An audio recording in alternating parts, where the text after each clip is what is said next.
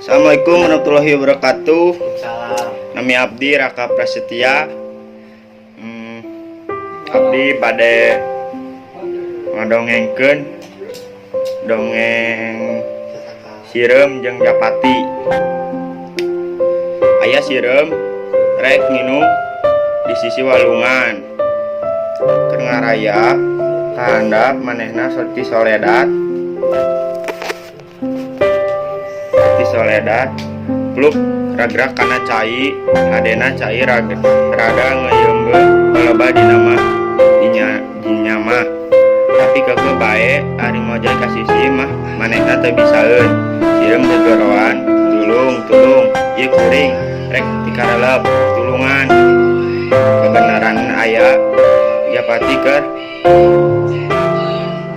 cindeuten dina dahan kai anu nyodor kaluhureun cai kadengeun aya sireum gegoroan menta tulung barang ngareret ka handap atanjoeun sireum keur kekosehan Japati karunyaeun geleber hiber bari ngegel daun salambar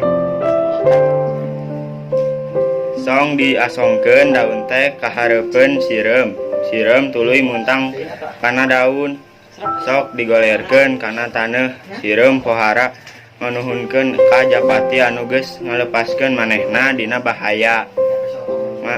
Dina hiji mangsa Japati teh cindeuten deui dina dahan kai anu nyodor ka walungan tea. Sireum anu baheula ditulungkeun ku manehna oge kabeneran aya di handapeun tangkal.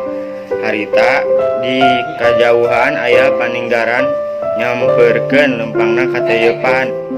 Teu talang ke deui buru-buru sireum nyamperkeun Japati bari ngaharewos ka manehna. Japati buru-buru gerah hiber tuh aya paninggaran keur nitip paninggaran geus ngalongkang dieuna. Jalila Japati buru-buru galeber hiber. Isukna Japati kapanggih deui jeung sireum. Cek Japati nuhun pisan sakadang sireum kuring geus ditulungan ku anjeun lepas dina balai. Jawab sireum, ari eta mah kapanan kawajiban sarerean nulungan batur anu rek meunang cilaka eta wajib.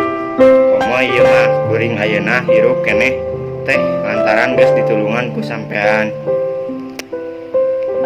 Tah kitu cenah lala kon sireum jeung Japati anu akur jeung silih tulungan.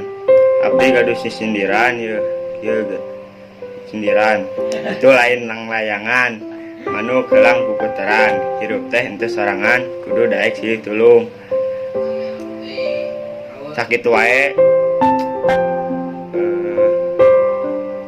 dongeng ti abdi aturkeun nuhun.